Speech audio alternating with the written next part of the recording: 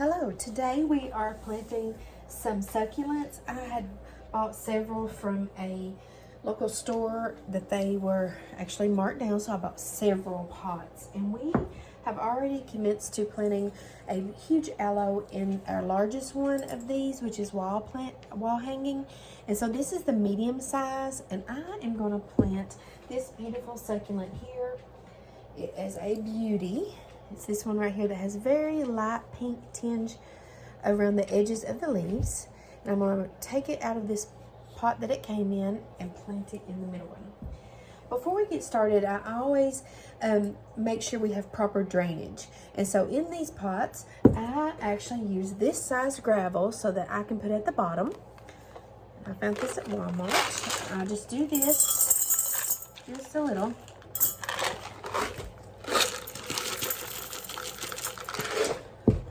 And then I just spread it out along the bottom. That just provides a proper drainage so that the plant does not rot. Because you do not water succulents like you do regular vine plants, because they can actually rot.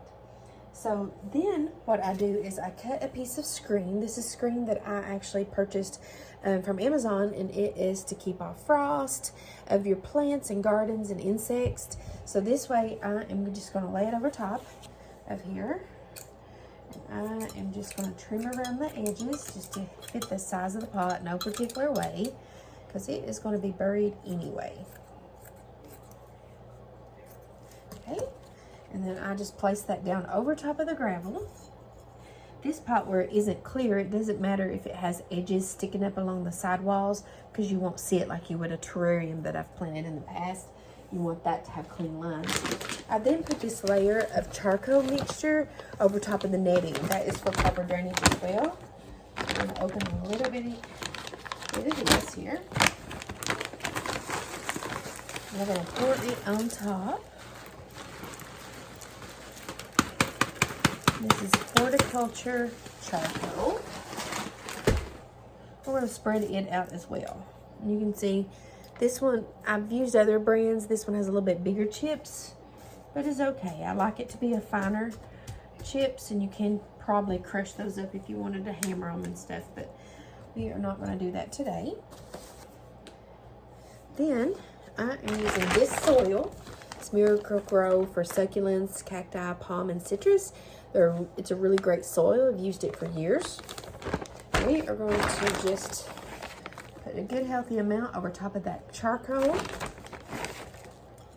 About 3/4 of the way. I had spilt some earlier on my sheet that I've got laying, so we're going to pick some of it up and put it in the plant, this pot, so that we do not waste.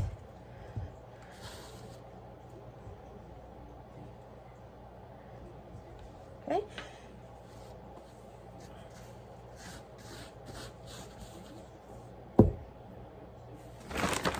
Add just a little bit more. Okay, we're going to take this plant out of its pot and see what its roots look like. There's 2 other plants in here with it. I do not want to disturb their roots, so I'm going to go deep down with my fingertips trying to find the thickness of the roots, which this one seems like it's at the very bottom. But we are probably going to have to take out some of the smaller succulents to get to it. What we're gonna have to do, so I'm taking out this beautiful succulent here. That will go into a smaller plant, a pot, I mean. So we're gonna lay it right there. And then I'm gonna take out this beauty here. This is gonna go into a terrarium that I have. You can see it over there in the distance along the wall I have. It's lit up. Some of its plants have to learn on a terrariums, because some of the plants will do very well and some not as much. So I do replace some that I realize that isn't for one of those type of terrariums. It doesn't do as well as others. Okay, so this grows pretty tall and the roots were plumb at the bottom. But it's a very healthy plant.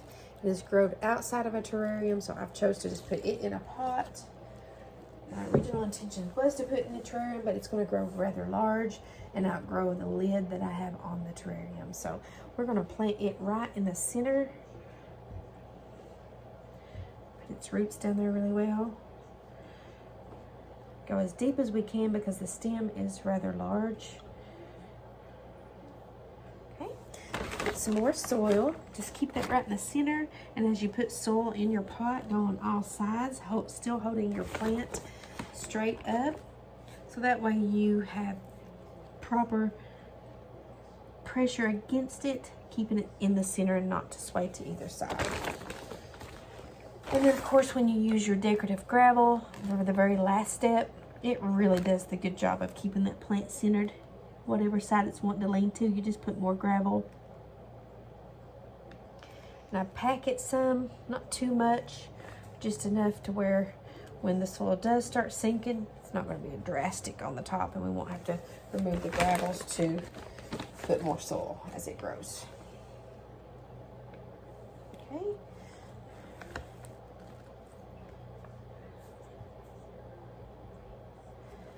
This is a beauty against this white pot. Okay. And I think I'm going to judge between the contrast of the gravel that I'm going to do here. I did some of this mixture right here in my aloe vera. So I'm going to judge real quick which one is better with the contrast of the plant. And that is going to be the lighter one. So we're going to do that one.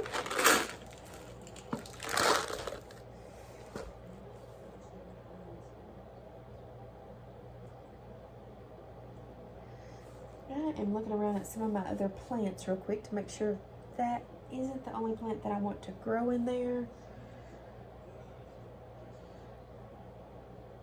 I do think that this will be the only plant. So we're going to go ahead and put the decorative gravel around.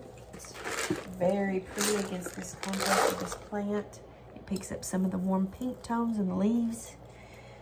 And when you're putting your gravel in, put it around the base of the stem first. That way you are building it up to hold the plant in place. It's okay to mound it up. Gravel does not stunt the growth of the plant as it grows.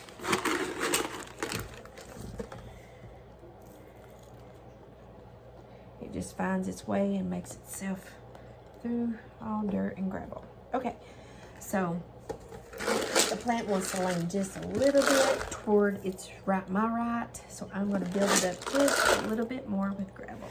I'm going to push that down.